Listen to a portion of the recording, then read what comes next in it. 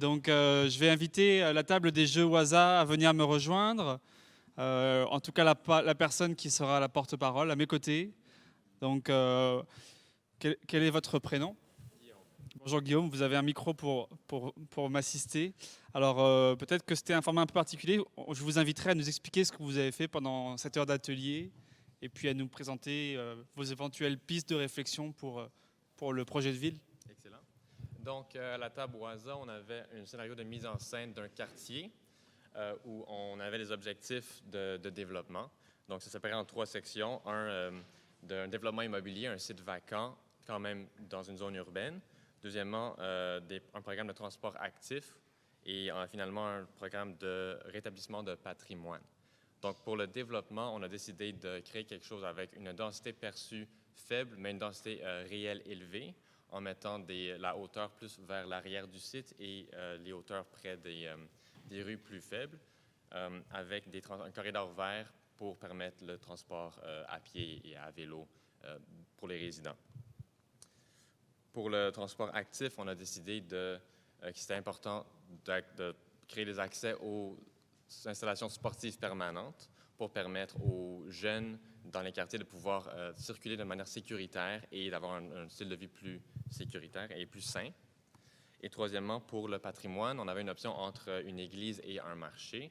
Nous avons choisi l'église comme lieu de rassemblement public qui est en proximité du développement qu'on a construit. Donc, le fait de garder la densité faible du développement, maintenant un respect envers le patrimoine existant. Merci. Merveilleux, merci beaucoup. Avant de passer aux prochaines tables, j'inviterai peut-être Sandrine à nous en dire un peu plus sur les jeux Waza, puisqu'on n'a pas eu l'occasion d'en entendre davantage sur ce qu'est Waza. Donc très rapidement, quelques mots sur votre organisation. Oui, ici. Oui, mon Dieu, je suis vraiment petite. Oui, donc je m'appelle Sandrine, je travaille pour l'organisme Jeux Waza. Et ce qu'on fait depuis 6 ans, c'est des jeux de construction de villes durables. Donc, normalement, on a un plateau vraiment en présentiel et là, les gens peuvent construire leur quartier durable. Et là, c'est une nouvelle version vraiment axée sur le design et l'urbanisme avec quelques thématiques comme le logement abordable, la biodiversité, le transport actif. Et là, c'est un quartier virtuel, dans le fond, où les participants ont quelques missions à répondre, dont ce que Guillaume vous a présenté. Donc, c'est ça, il y a des espaces vacants à remplir, un développement immobilier et quoi d'autre? C'est ça, c'est un peu ça. Donc, c'est vraiment une version où il faut l'animer. Là. Vous ne pouvez pas jouer directement en ligne, mais c'est un bel outil pour sensibiliser sur ces thématiques-là. Merci beaucoup. C'est étrange de parler au micro sans retour. Alors, j'inviterai peut-être maintenant l'une des 2 premières tables qui est devant moi à nous faire un retour sur les défis que vous avez peut-être identifiés, les enjeux, ainsi que les pistes de propositions que vous aimeriez nous partager.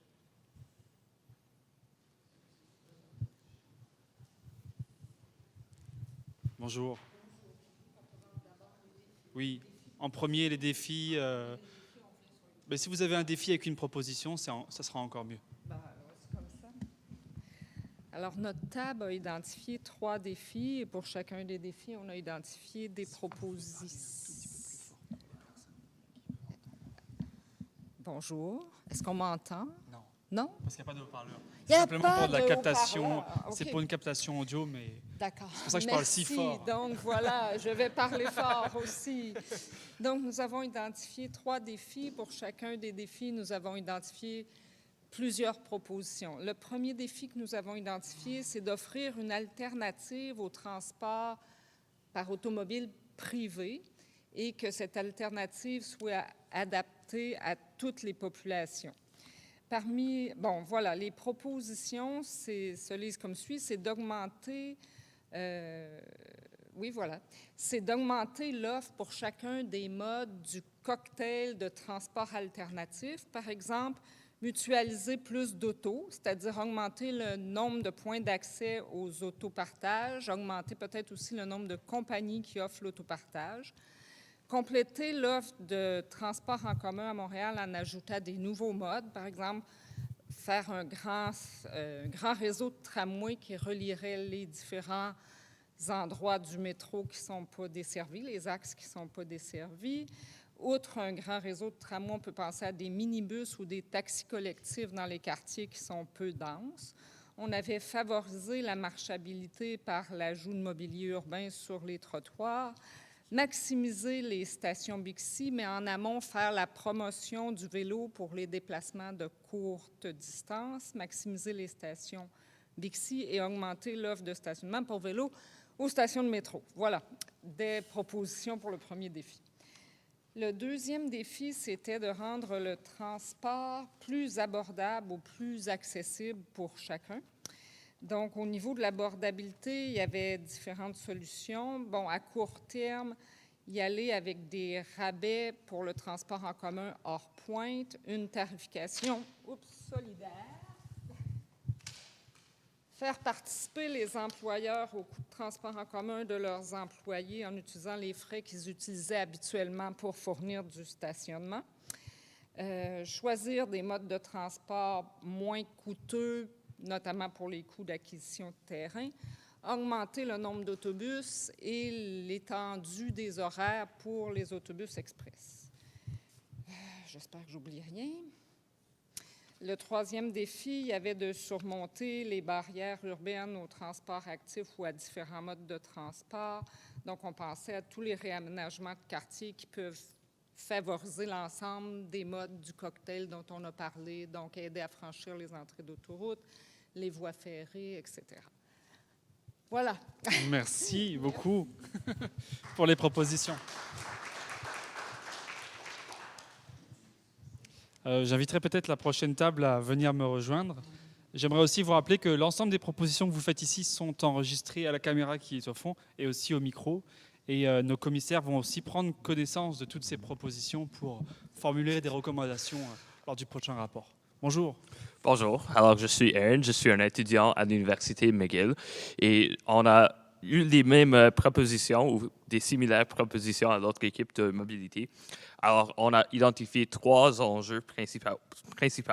Premièrement, c'est qu'il y a un manque de services de transport en commun. Alors, il faut trouver des solutions à accroître l'offre de services. Alors, une manière, c'est de croître le service hors pointe, mais c'est aussi une manière d'ajouter un système de tramway. Un autre problème qu'on a identifié, c'est qu'il y a un manque de sécurité pour les transports actifs. C'est soit il y a trop d'accidents ou il y a trop de fatalités ou mortalités. Alors, c'est une manière de trouver des façons pour les rendre plus sécuritaires. Alors, on a parlé des technologies de barrières et comme une solution, mais on a aussi parlé de trouver des façons de sécuriser les voies cyclables et les pistes cyclables autour de l'île. Le troisième enjeu qu'on a trouvé, c'est qu'il y a un manque d'accessibilité universelle dans la ville. Ce n'est pas juste au transport collectif ou au transport, mais c'est en général. Alors, c'est une manière d'avoir l'accessibilité universelle dans tous nos aménagements de la ville.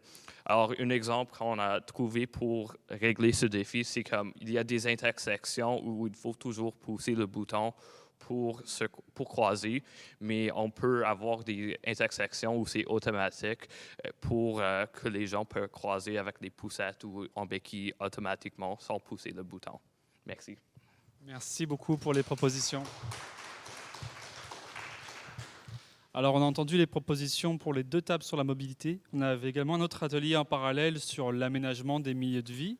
J'inviterai une des 2 tables, celle qui est volontaire à venir me rejoindre en avant. Allô, bonjour. Allô, je m'appelle Anaïs. Vous m'entendez en arrière? Oui. Anaïs Presentia. Pour milieu de vie, nous avons souligné les défis de logement, transport et accessibilité aux soins médicaux. Mais on a été vraiment efficace, puis on a juste 2 propositions. Alors, la première, c'est revoir la réglementation pour augmenter la quantité de logements sociaux, abordables et intergénérationnels. Notre explication, c'est que ça va régler plusieurs problèmes sociaux, économiques, culturels et environnementaux. On voulait souligner qu'abordable, ce n'est pas seulement un focus pour certaines tranches économiques, mais une façon de diversifier la population qui cohabite. Et en attendant, on aimerait souligner comme contrôler les loyers et peut-être revoir la situation des Airbnb. Notre seconde proposition, très courte, c'est que les municipalités se réapproprient des compétences qui sont provinciales au niveau infrastructure, soins médicaux et autres. Merci à mon équipe. C'est un plaisir. Merci à vous. Merci beaucoup. Vos propositions sont inspirantes. Alors, il nous reste une dernière table pour clôturer cet atelier et je l'inviterai à me rejoindre ici en avant. Rebonjour Judith. Est-ce qu'on va parler d'agriculture urbaine?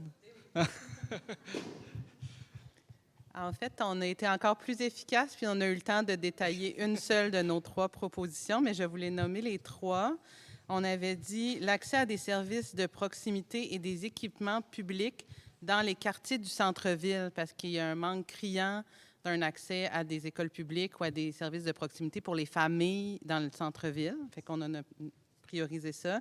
L'accès à du logement social abordable et programme de subvention, comme la problématique qu'on vient d'entendre, et l'accès à une saine alimentation pour tous, que je vais détailler davantage. Donc, on s'est dit que l'accès à une alimentation pour tous, c'est 2 choses. D'une part, se reconnecter les citoyens de la ville à la réalité agricole, la production alimentaire et à la conception de c'est quoi une alimentation saine au Québec dans un contexte nordique.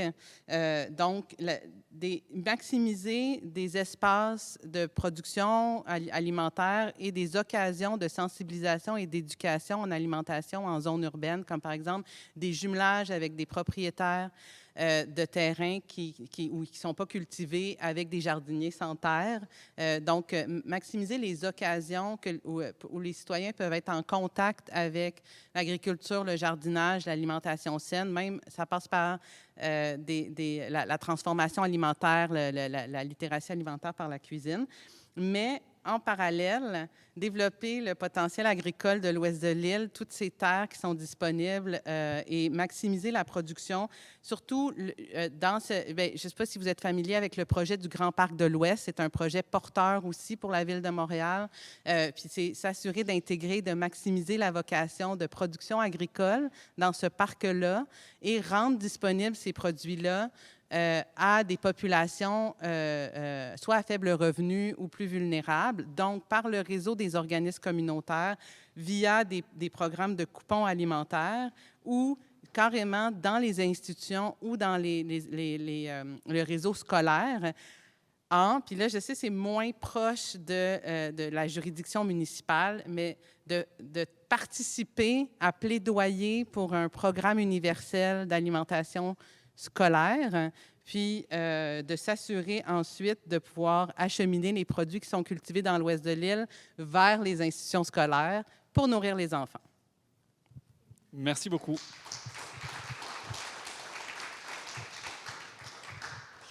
Alors, c'est ce qui marque la fin de notre journée de conférence et d'atelier. J'aimerais vous remercier une fois de plus pour votre présence un samedi après-midi de grand soleil. Je vous rappelle que l'ensemble des vidéos présentées tout à l'heure seront disponibles sur notre site web. Je vous invite à suivre nos activités. 2 dates importantes. Le 2 octobre prochain, c'est le Forum de l'Est avec d'autres conférences passionnantes et des activités de ce genre-là. Et début octobre, c'est aussi le dépôt des opinions. Si vous déposez un mémoire ou bien vous exprimez sur le projet de ville, c'est aussi le moment de vous inscrire sur notre plateforme réflexion2050.ca. C'est tout. Merci beaucoup et bonne journée.